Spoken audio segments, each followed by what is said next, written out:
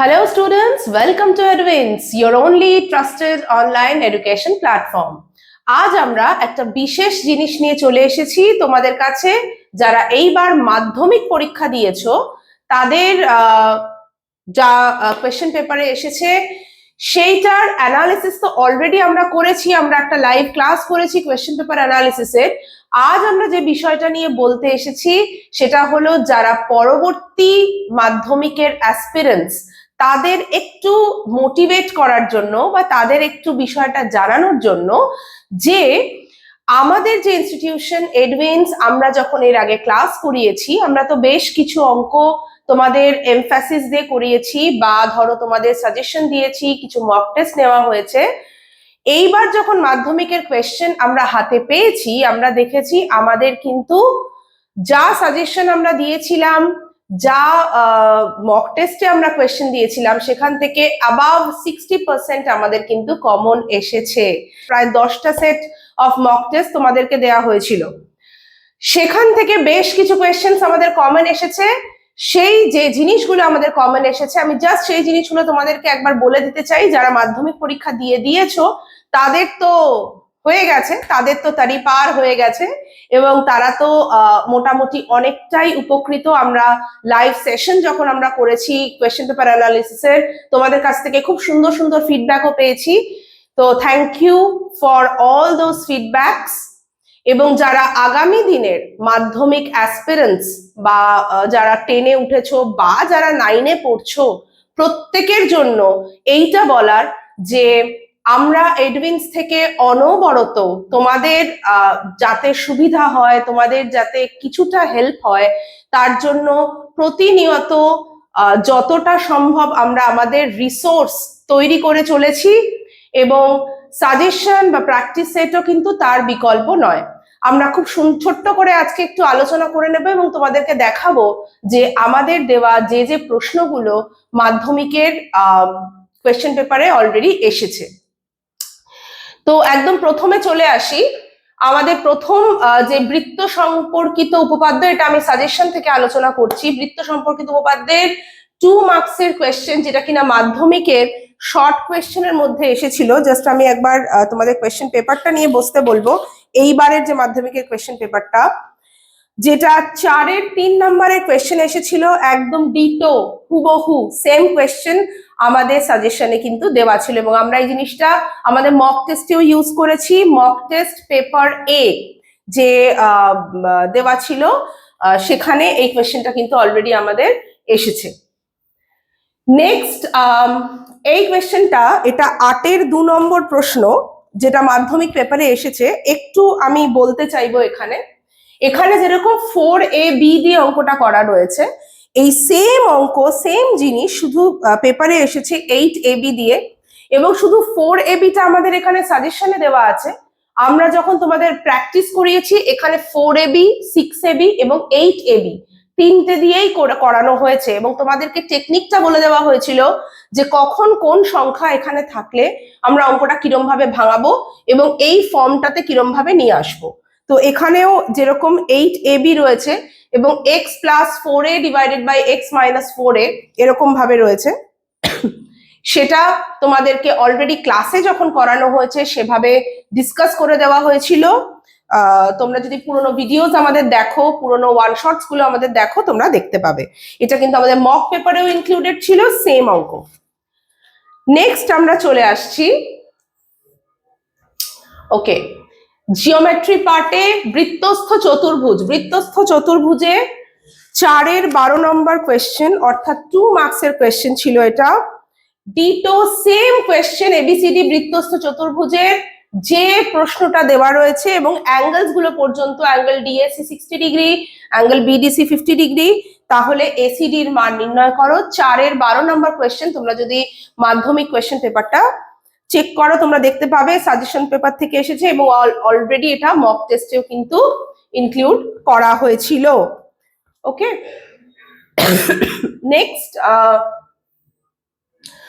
আমাদের 11-র 1 অর্থাৎ যেখানে আমাদের উপপাদ্যের সম্পাদ্য রয়েছে, সম্পাদ্যের এখানে ত্রিভুজের এখানে দেওয়া রয়েছে বিসি 5 সেন্টিমিটার, আমাদের মাধ্যমিকের কোয়েশ্চেনে রয়েছে ডিসি 6 সেন্টিমিটার, এবং এবিসির কোণের মাপটা এখানে 100 ছিল, এখানে 60, এবং এবির মাপটা এখানে 4 ছিল, কোয়েশ্চেন পেপারে 8 সেন্টিমিটার রয়েছে।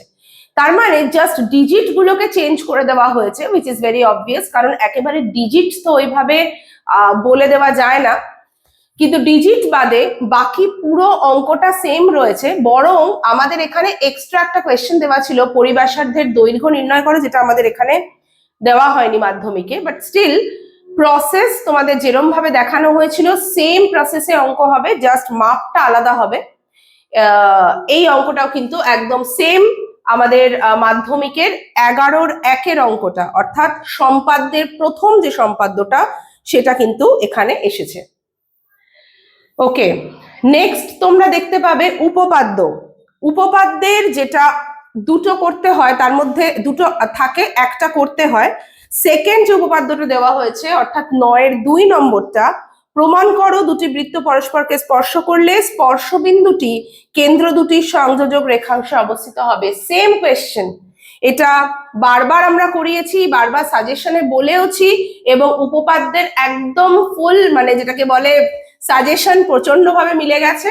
আমাদের কোয়েশ্চেন দুটোর মধ্যে থেকে একটা করতে হয়, সেটা আমরা কিন্তু অলরেডি আমাদের সাজেশন থেকে পেয়ে গেছি। ওকে, বেশ। নেক্সট যেটা আসছে সম্পাদ্য, আমাদের দুটোর মধ্যে একটা করতে হয়, একটা সম্পাদ্য তো অলরেডি আমরা সাজেশন থেকে পেয়েছি। এন্ড গেস হোয়াট, আমাদের সেকেন্ড যে সম্পাদ্যটা অর্থাৎ অরে যেটা থাকে সেটা পর্যন্ত আমাদের সাজেশন থেকে কিন্তু আমরা কমন পেয়েছি। এখানে 7 সেন্টিমিটার বাহু বিশিষ্ট ছিল আমাদের সাজেশনে, কোয়েশ্চেন পেপারে 6 সেন্টিমিটার বাহু বিশিষ্ট একটা ত্রিভুজ আঁকার কথা বলা হয়েছে, অর্থাৎ শুধু ডিজিটটা চেঞ্জ করে দেওয়া হয়েছে, কিন্তু অঙ্ক পুরো সেম রয়েছে, ওই জিনিসই আমাদের যেটা সাজেশনে দেওয়া ছিল। সো তোমরা দেখতে পাবে এখানে আমাদের 7 সেন্টিমিটার বাহু বিশিষ্ট ক্ষেত্রফল ত্রিভুজ আঁকার কথা বলা হয়েছিল, কোয়েশ্চেন পেপারে যেটা এসেছে 6 সেন্টিমিটার বাহু বিশিষ্ট ত্রিভুজ এঁকে কিন্তু সেম অঙ্ক বর্গক্ষেত্র অঙ্কন করতে বলা হয়েছে। এখানেও কিন্তু কোয়েশ্চেন পেপারে বর্গক্ষেত্র অঙ্কন করতে বলা হয়েছে, অর্থাৎ ডিজিটটা শুধু চেঞ্জ করে দেওয়া হয়েছে, বাকি পুরো বিষয়বস্তু কিন্তু সেম রয়েছে। ওকে, নেক্সট আমরা চলে যাব যে অঙ্কটা নিয়ে খুব কন্ট্রোভার্সি হয়েছে এবারে, যে মাধ্যমিক পরীক্ষাতে একটা অঙ্ক আমাদের ভুল এসেছিল 12-3 নম্বর অঙ্কটা।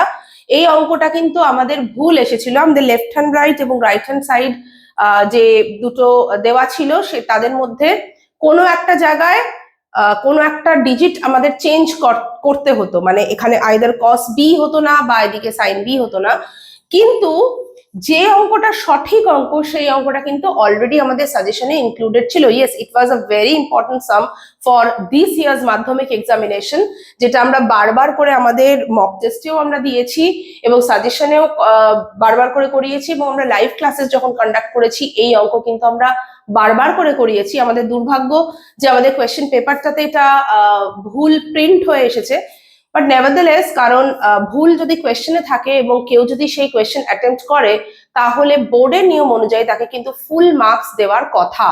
ওকে, কিন্তু অঙ্কটা কেটে চলে আসলে হবে না, অঙ্কটা মিলছে না বলে আমি যদি কেটে চলে আসি হবে না, অঙ্কটা কিন্তু সঠিকভাবে করে আসতে হবে, এবং সঠিকভাবে মানে যতটা তোমাদের পক্ষে করা সম্ভব, যা অঙ্ক দেওয়া হয়েছে সেই অনুযায়ী যতটা করা সম্ভব সেভাবে করে আসতে হবে।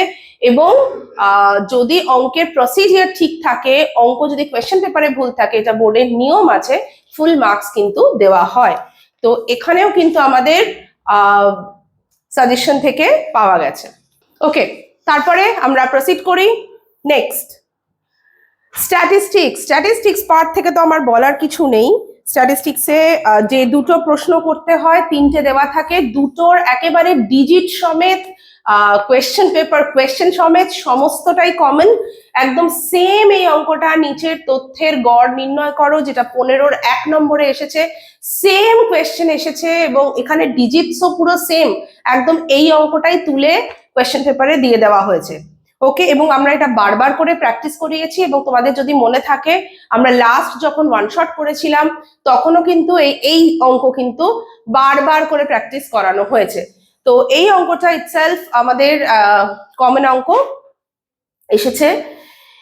এরপর যেটা আমাদের ওজাইভের একটা অঙ্ক এসেছে, প্রদত্ত তথ্যের একই অক্ষ বরাবর ক্ষুদ্রতর সূচক ওজাইভ এবং বৃহত্তর সূচক ওজাইভ মধ্যমা নির্ণয় করো।